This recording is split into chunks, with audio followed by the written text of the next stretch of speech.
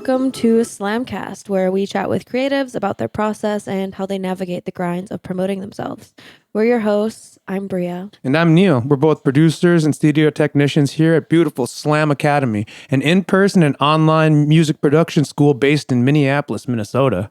And today we're here with Buttah, and he is a DJ and producer based out of Minnesota. Let's give it up for him. Welcome. Thanks for being on SlamCast. Thanks for having me, guys. I appreciate you all. How you doing today? I'm doing good. I'm doing good. Yeah. So we're going to start with, we're going to go all the way back to baby Keanu. And we're going to pre-Buttah. I want to know how we got to Buttah, but let's start with how you got into music in the first place. So, I mean, music's always been a part of my life. I mean, literally the day I could walk, you know. If it wasn't for my pops banging hip hop, his favorite artist was Biggie Smalls, so hearing that all the time. And my mom's huge Erykah Badu fan, so really got a fusion of hip hop and R&B in the family for sure. Cool. And recently, like not too long ago, I know my pops told me he used to vibe the house music back in his high school days, like awesome. Frankie Knuckles, like Marshall Jefferson, you know. And I was like, what the hell? I never would have known that. But Chicago's huge in the house scene, and coming up, producing and DJing, I really fell in love with that off rip, just because of that fact that it was really huge in the Chicago, like in the black scene in Chicago for sure. It was just an awesome time, you know. Were you based were you from Chicago? Yeah, born and raised in Chicago. Oh, yeah. Cool. You didn't know that. So. Yeah, that's my bad. I should have probably said that. No, that's awesome. It's okay. So, with that, were you like getting into house music and stuff? Were you DJing or any of that with that music when you were like coming up with it? That was really later in my years. So when I first started DJing, it was peak COVID. Like literally like shut down COVID. Like I recently had a daughter, so dealing with a newborn on top of being bored and locked in the house, you know, I was like, let me get a board and try this out. You know, it was just really just a hobby for me in the beginning. But yeah, in the beginning, it was a lot of hip hop and R&B that I wanted to do because I wanted to like be a scratch god. Yeah. When I first got it, like, so does everybody, right? But then after that, I started touring with a hip hop group for a little bit, you know, just press and play and playing their music in the background. So I was like, yeah, I can get into that for sure. Then I was always into EDM and like house music, but I never thought I could play it. So I used to go to shows all the time, but after I started DJing, I was like, you know, let me try this out, you know? Yeah. And after that, after the trap phase and hip hop phase, it turned into a house phase in the beginning. And that's what I really fell in love with at first. And then, that's how I really transferred from that. So yeah, that's cool. Yeah. And that was something like since COVID then, so you've been like in front of decks and stuff for like 3 years now then? Just about, yeah. Oh, cool. Yeah. Did you play any instruments before that? I dabbled with guitar. Terrible at it. Wasn't the greatest. Play a little bit of piano as well, but nothing too crazy. Still like intermediate for sure, like novice if that. Were you producing before you were DJing? I was, yes. So my brother was actually my huge influence in getting me into producing. So he used FL Studio for a while, just making like just simple little hip hop beats, and then he turned it to like our greatest influence was 3 6 Mafia growing up. Yeah. So a lot of like the Memphis type drums and stuff. So I watched him do that, and I was like, God damn, like this is awesome. Like I want to learn to do this. So he taught me step from step. FL Studio was our first DAW messing around with. So I was like 6 years experience coming in to Slam for Ableton with FL. So yeah. But yeah. Cool. Nice. And how did you find Slam Academy then? So a good friend of mine, Harley Hutchison, goes by Jay Adoja. I seen him a couple years back at an event that he threw at the Exchange. And this was after like I'm getting into my DJ phase. Like, okay, I want to like get out here and like, how do I get shows? How do I learn more? You know. But my buddy Harley throws a show at the Exchange, and got to chop it up with him. Went to high school together, so I haven't seen him in the grip. And he told me, he was like, yeah, there's a place called Slam Academy. I'm hooking up with James Patrick and go from there. Like, I learned everything from that guy. So I'm going to pass it on to you. So I'm like, heck yeah. And then after that, just, joined Slam Academy, met James off rip, and we just clicked hard, you know? Yeah, of course. Just went off from there. Did you start with Slam with just like the Ableton class and went through the pipeline, or which class? I started with the DJ course. Nice. Off rip. And Who taught that one when you went through? It was Mickey Breeze. Mickey. Yeah, it was Mickey Breeze. We just did one with him. Nice. Yeah. Nice. Great guy. That's my sensei. He's good. Yeah. He showed us good. the MIDI fighter trick of how he's able to run Ableton and Serato together. Crazy, right? It's insane. Yeah. It's such a cool idea. So that's awesome, brother. You learned from the best. Did you take the Ableton class and everything after? Yep, right after the DJ. I took 2 DJ courses actually. So, because I think I talked to James. He told me it was full, but he can maybe sneak me in. Got me in the class. Fucking, I'm sorry. So got me in the class. And he was like, because it was a Tuesday and Wednesday course for the most part. He told me just whatever class makes me feel comfortable, like just pick one and go from there. So I just ended up taking both, like focus on record box in one class and then Serato on the other. Cool. And literally went the whole course like that. And then after that, it was the Ableton course because I was like, all right, I can DJ a little bit, so I want to like let's try Ableton. Why not? Because I was always FL Studio so hard, like I'm going nowhere else because Ableton looks crazy. Yeah. But it's not that crazy. It was actually a simple transition going over, especially if you like know what you're doing in other DAWs, Yeah. Like, it'll translate over for sure. Yeah. So took the Ableton course after that. Thanks for joining the cult. We appreciate that. Absolutely. No, I'm in love now. I should have did this a long time ago. I was like, what was I thinking? We're going to recruit you for our door-to-door sales later. No, for sure. So how long did it take until you were putting music out? Because I know you have some music out on SoundCloud. Yeah. How long did it take for you to be putting music out once you started learning Ableton? So since I learned Ableton, I haven't had anything out yet. Okay, so those are from... So that was from my FL days. Oh, okay, cool. That was just some beats I threw on. None of them are mixed or mastered. I'm just whatever, just put it out there, So it's not my greatest work, but it's out your there. learning work. Exactly. Learning work. You got to put it out to get it out of your head and go do something else. Absolutely. 1000%. Yeah. It's good that you're actually even finishing tracks though. Like a lot of people won't even have like computers full of music with them and be like, I can't put anything out. 100%. Right. Yeah. So you're at least getting it out, and once you got that confidence, it'll only get better. So Right. Yeah, that's awesome, dude. Okay, thank you. You're very welcome. So how do you find your music that you want to DJ? Yeah. What inspires you to put together a list of music? How do you find it? I don't know. It's a tough one. He just goes on Spotify. Let's go. Yeah, Spotify, SoundCloud, other rips as well. Buy them outright from BeatSource, or Sure. Beatport. So Yeah. I'll say let's say you have to put together a set. Do you? Oh, okay. Yeah, like Gotcha. where do you go find the tunes for the set? Do you vibe for do you think of the show and then put something together that way? Like when I'm DJing, I like to at least every set buy a couple new tracks and form at least something new every time because it 100%. forces me to make my library bigger. Yeah. So kind of what do you do when you get you're gonna play in front of someone like maybe like the Whittler or Liquid Stranger, let's say. Oh, Liquid Stranger. Okay. He's So gonna be here on Friday, right? so that's where it came awesome. into my head. Yeah. So if I was prepared for that set, I mean, so my thing is, I'm a multi-genre DJ regardless. So whenever I'm playing, you're going to hear at least 2 to 3 genres when I'm up there. Like a whole hour of just straight deep dub or rhythm or whatever, I cannot do that. So I have to switch it up. So I kind of make hybrid sets where I throw in maybe it's 5 or 6 songs of some deep dub and then some trap, and then maybe I'll do some down tempo, mid tempo stuff, and then go from there. So that's how I really look at it.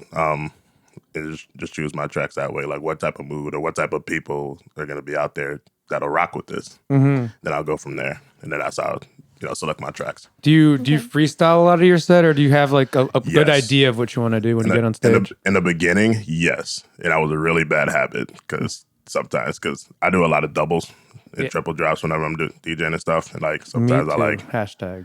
I'll throw in a song that don't belong in there. Sometimes, you know what I mean? So, but freestyle is fun, because when I drop songs, it's kind of so when I'm performing and I'm freestyling, it's I'm in the crowd too because I don't know what the hell I'm gonna be playing next, So I get hyped when it works, So I get hyped. But in my later years of maturing DJ, I'm actually practicing my sets. I'm forming down the list and here we go, doubles here, doubles there. This ain't gonna work. Play it by itself. It makes it more cohesive. Yes, absolutely. And you can freestyle around that. Yeah, and that makes the set so much so much more better. Yeah, for sure. 100%. Like if you're a good DJ can freestyle, great DJ can prepare a set that'll captivate an audience and freestyle through it if they need to. Yeah, and it's so much. It's so much better feeling. You actually curate and practice a set for sure. Yeah, you can like create moments. Like, all right, we've been banging for like 10, 20 minutes now. Let's like lull it back. Right. Vibe for a little bit, and then all of a sudden bring it back up again. It's like going, all right, what's the next banger? And right. That's how I like to do. Is like to make sets kind of flow. Yeah, you got to tell a story. You got to tell a story in your sets. Okay. Shout out JP. JP told me that. JP. I'm learning from you guys right now. I don't DJ, so I'm like, yeah, tell me. Exactly. He's like, we don't want to. You can't tire them out the entire time. Right. That's the headliner's job. True. Yeah. That's awesome, dude. Like, so what is your favorite site or where's your favorite place to get music? Yeah, SoundCloud has been doing me justice lately. These playlists that these people are making are really amazing. And, that's for the most part, that's where I get it from. But wait, what did you say? I'm very sorry. My bad. What was that? Yeah, SoundCloud. SoundCloud. Yeah, Perfect. Sorry. Yeah. Yeah, like SoundCloud playlists. I got a bunch of record pulls too that I just go through it, just whatever I'm feeling or whatever I hear on the radio or whatever, or Spotify. And I find it that way. Cool. And yeah. And do you organize your crates super crazy? I am the most unorganized DJ probably on this planet. If I show you guys my desktop on my laptop, you guys would be so disappointed. No, seriously. He has like a fake desktop over the real one so other people don't see it. I'm so bad at it, but I'm getting better. So as I'm making newer sets and newer playlists, I'm actually putting in folders, sorting them by key and BPM. So I'm trying to work on that. But hell yeah. It's a process. Yeah, it's a process. It's a process. Terrible. No, yeah. The more you mature as a DJ or any kind of creative, I found the more I'm able to organize, the quicker I'm able to get to my ideas. Video editing, especially, like if you don't organize it, you're kind of fucked. Yeah. So like with that, my DJ my DJing transferred to that, where like I organize everything. And the other day I had to do a set, and I was like, I'm gonna go download a bunch of new music, and I went into my old stuff from like 10 years ago. There's some fire music in there. I'm playing that out a bunch now again. So like there's music you can find that you've had for a while that you forgot you had, and you can use it again because no one else has heard it, Right. Yeah. So do you basically start from scratch when you do that and just create a catalog of organized music and then add your unorganized stuff to the catalog of organized? Yep, as I go, Okay. Yeah. Cool. Because right now I have a bunch of unorganized stuff as well, and I want to like start it's learning organizing it. It's like learning your flow of organizing it too. Everyone has a different way that they organize it. Yeah. But yeah, and I have like, what is it, like probably over 130 gigs of tracks, and so having them organized. Like, but I know where all of everything is, and it's all organized. So, but it took me years of figuring out where and how to do that. But now, anytime I download music, it just goes into the system. And I also like organize my DJ software to match my USB. So that way, the second I like any folder I make in the USB, I have it in the DJ software. So that way, they all match each other. So it helps out a lot with like staying organized for me. Yeah. How many USBs do you carry on you? Well, I have two that I only have the one because I'm not a DJ, so I don't have like I don't have a silver bullet on me ready to go on any set. But I have like 3 or 4 copies of that USB, where there's one on my computer, 2 USBs that have it honestly, and then Hugh has one that has like the exact copy of like all 130 songs or 130 gigs and stuff. So that's good. That's good. I'm glad you're a tractor DJ because I'm so sick of these USB dudes. Like honestly, I carry like 6 on me at all times. I had 2 corrupt on me on a set one time. Fuck. That's the absolute worst, man. No. God. So what do you do then? I just got to keep it on you. Keep a couple on you, keep your laptop handy, and go from there. Does your USB corrupt forever, or can you use it again after? There's a way you can get it back, but it's extremely difficult, and you're better off just getting a new USB. Sure. They're like $10 a piece. Yeah. Okay. Little inside tips. Absolutely. So you've been getting behind the decks for 3 years. How did you start getting your first shows? And you're getting a bunch of like recognition in the scene. I see you playing a bunch of stuff, and I'm like, Buttah's doing a great job out there. So like, what are maybe some tips or some things you've been doing? So literally, like,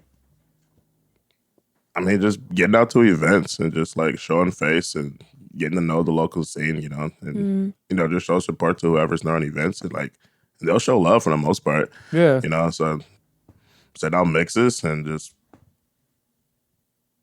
just go crazy, just go out, you know. How'd you get your first show? So my first show, what was my first show? You said you toured with a hip hop group for a while. Yeah, but I wouldn't really count that because I'm just pressing play and Sure. just rapping over it. You know what I mean? Sure. But I guess I want to say Audio Bouquet. If anything, I don't know, maybe I'm missing something. But maybe it was Audio Bouquet, the festival 2 years ago or last year. Usually last year, 2 years ago. I can't remember.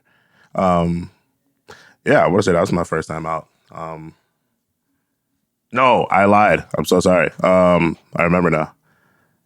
Our first show was a bass. It was a bass Thursday event, dubstep show, Rhythm. It was a little tiny bar called La Katrina's in Uptown, and totally train wrecked it. That was probably the worst set I've ever played. You got to learn, though. Yeah, for real. But yeah, I think that was my first gig. After that, then I don't know. Just after that, just showing up to events, getting better with the DJ course, and growing from there. At that point, and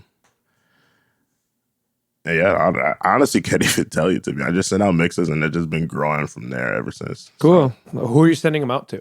So like events like sim shows, I'll send like some mixes of Jack Trash, or like with the Bass Thursday events, I got a buddy Wynn who runs that all the time. I'll send mixes to him and all that. How long are the mixes? Like 30 minutes for the most part. Yeah. I wouldn't do an hour if I'm dishing it out. I mean, if I'm doing it for myself, like posting on SoundCloud, I'll do an hour. But if it's we're just dishing out to people, like 20, 30 minutes tops probably. Okay, cool. They're probably never going to listen to the whole thing. No, you know? they're going to see if you can chop it up. That. Right, yeah, exactly. But yeah, no, just networking, getting out there, showing love, and sending mixes. That's how I pretty much got my growth. That's good. Cool. Absolutely. And plus the collectives I'm with too. What collectives are you part? So I'm a part of Basement. Cool. That's ran by a buddy of mine named Obi, aka Eric. So he showed a lot of love to me this last year and this year as well. Put me on a lot of people. Hooked me up with shows with like at Skyway, and Loft and all that. So being a part of his collective really took me up as well. Cool. Which is, awesome. Thankful for that guy. Love him to death. That's awesome. Yeah. Sweet. Well, from what I'm hearing from a lot of people, it's like just showing face to the community, being out and just being a part of it is a big part of getting those. Huge part. Dude. How else are you going to meet people? Because the authenticity that you get online is just not. It's never going to be the same as an in-person. Like, hey, I'm Keanu. I'm a DJ. Yeah, I like your set. Yeah. It's never going to be the same as like sending a DM. Like, hey, I liked your set. Right. Exactly. Can I be on the next show? Right. Yeah. Yeah, you got to get out there and meet people. Nice. That's awesome. Yeah, find friends. So out of the shows you played, what's your favorite show you've played so far? My favorite show I've played so far had to be my Murata set. About 2-3 weeks ago, played main stage at Skyway, open for Murata. That's awesome. I saw the pics. They looked wild. Oh man, it was so much fun. That's awesome. I got to Congrats, bro. Thank you so much. You're very welcome, dude. Yeah, it was a rhythm tear out set, so a lot of energy out there, and that's that's my forte. A lot of energy out there. So I actually got to play a set that I was like, okay, I can go hard all on the way on this. Hell yeah. Yeah, it was awesome. It was super awesome. When I first started, what was on like 9 o'clock, 10 o'clock or something like that. It was like 8 people out there in the crowd at Skyway at first. So I'm just playing. I'm just like, all right, this is cool, whatever. I'm just going to go off one of these 8 people. You look down, and it's like 50. Look down again at the desk, look up, it's 100, So I was like, what the hell? It was just crazy how that works. But that's probably my favorite show so far for sure. Cool. It was a lot of fun. Fuck yeah. Yeah. Yeah, congratulations. Thank you so much. I appreciate that. You're very welcome. So do you have any shows coming up in the near future? Not in the near future. I need a break. Yeah. Not gonna lie. Especially this hangover right now is kicking my butt. I can't keep doing these weekends like this. But how old are you, Keanu? I will be 30 in July. Oh, you can't be keeping doing these weekends, man. I know, dude. It's catching up to me. But yeah, no shows. Not until June when festival season's coming up. Cool, yeah. I got Electric Summer. I'm going to be playing out in Richmond, Wisconsin, Apple River. Okay, over Cool. there. Yeah, that's fun. And then I'm playing Breakaway this year at Allianz Field. That big one that's coming out here in St. Paul. Have you guys heard of that? I I've have seen, not. Really? I've seen the flyers and stuff. They have some good names on that thing. That's huge names. It looks sick. Huge names Yeah, like yeah. Elenium, Slander, like Knock 2. Like it's gonna be great. It's gonna be a great show. And you made that one through the connections that you have now, just Yep. people asking you to play. Yep, literally, it was an artist submission. Like, hey, Breakaway is coming to Minneapolis, St. Paul. Like, artist submissions, submit your cool. info. Then you know, Cool. and we got picked up, and it was like, yeah, awesome, dude. That's awesome. Yep, that, and then Dance Festopia in September. So Yeah, gearing up for congrats on as that. well. Thank you so much. You beat me. Just kidding. But your set was awesome, man. Your set was awesome. I still can't get enough of that goddamn Outcast flip you guys did. Oh, that was so good. Thank you. So good. Thank you. No, but it was like if anyone we wanted you to win, so like we submitted just so that me and my friend Hugh Seven Swords, shout out. That's we wanted to just to be get a chance to be on stage, and then when we saw you run, I'm like, but Keanu deserves to win. His set's gonna be so crazy, and it went really well. So I appreciate you guys. Love you guys. Hell yeah, dude. Hell yeah. We'll win next year because you won't be on it. I'm just kidding. Right. I'm just kidding. No, but yeah, hell yeah, dude. So like, so you're on the lineup, and is it in Kansas City? Yep. Perfect. Yep, it's in Kansas City. I think they'll be doing the final flyer in a couple months in, so you get to actually see my name on there. It's actually so cool. Hopefully I get that blown up and Nerd. post that somewhere. Hell yeah, dude. Hell yeah. That's amazing. Congratulations Thank on you. that. Thank you so much. I appreciate it. What do you do to reset? So you said that you need a break. What are you going to do to like reset? It's family time at that point. Whenever there's a break, you know, I'm hanging out with my daughter, cleaning, chilling, just relaxing. Yeah. Nice. Much, yeah. Normal people activity. No music at all. I don't want to hear any music. I don't want to hear a drum. Nothing. Your YouTube video better not even have music behind it. Right. It's like, yeah. No, that's how I kind of de-stress, you know. Just family time, hanging out with the lady, hanging out with my daughter. Yeah. Just relax, cooling. Yeah. That's cool. Watch some Disney movies. Sure. We love Coco. Nice. Coco's the shit. Such a good movie. I haven't seen that yet. Really? You really always good. talk about it. It's one of my favorite. It's so good. I'm so Mexican, so it makes a lot of sense. Good. Go watch Coco if y'all haven't seen Coco. Okay. So and before, well, I guess one thing we haven't had a chance to talk to is when you sit down and produce music and about to start creating. What are some things that help you get into the zone, or like how do you approach your creativity? So when I sit down, so I like a lot of flips. That David Banner one. I love awesome. it. Thank you so That much. shit's sick. That should be coming out soon. David Banner. Yeah, I like a lot of flips. So whenever I do try to have an idea, I try to be like, okay, what's the song that I like? Like, what's the song that I vibe to? And kind of go from there. You know, find like my favorite lyrics or something, or like a spot in a song where like they say some dope shit in one of the lines.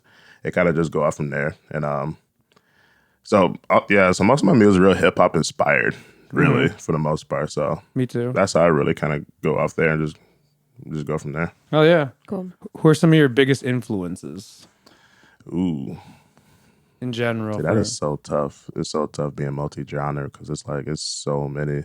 It doesn't need to be a favorite artist. Just like some people that inspire you into like, oh, that I like what that guy does. Oh, you know what I mean? Doesn't need to be like, absolutely. you know what I mean? Okay. I would say, so I'm a huge K Tronada fan. Love his work. Big influence of mine. I would say shout out my brother. My brother Hugh is a huge inspiration too. The way he could just wake up and just kick out stuff. Like that's huge because I can't do that with shit. Even still, like I'm sitting here like, what do I do? But you could just get up there and just start kicking stuff. It's not yet. It's nuts. But Jay Dilla, huge Jay Dilla fan growing up, dude. It's like crazy work for sure. It's tough, bro. There's just so many, man. It's interesting to hear where you're getting your ideas from. Just everyone, really. Everyone got a creative style, man. That is just so crazy. And I love that. Yeah. It's not necessarily the specific music that you're inspired from, just people getting after it. There's anything, man. Yeah. Anything that curate sounds just beautifully. Like it's awesome. I love that. Yeah, me too. That's dope. That's cool. Do you have any advice for somebody that's looking to start their music career? In the slam community, there's a lot of beginners that come here that like have never touched a DJ board or opened Ableton before. Do you have any advice for them? Just keep grinding and keep practicing. Like a lot of people get scared after a while. Like, like everybody's afraid to mess up, but it's like, especially at a place like Slam like this, like we encourage people to mess up, Yeah. And it's like it's just such a safe space here that you can mess up and like we'll show you the way. Not everybody could come in here and be Mickey Breeze, and every guy could come in here and be like, you know what I mean? It's just like not yet anyway. Like, yeah, I would just say that just practice makes perfect. Obviously, just keep grinding, don't give up. We all like I said, like we're all aren't the greatest when we started. Yeah, that's very true for sure. Took me forever to finish anything. No, honestly. Forever. Honestly. But it's scary. It's scary to hit export. 100%. But you got to do it. Don't you give do up. It to move on. Never quit. Stay hydrated too. That's the best advice I could give y'all. Who's gonna carry the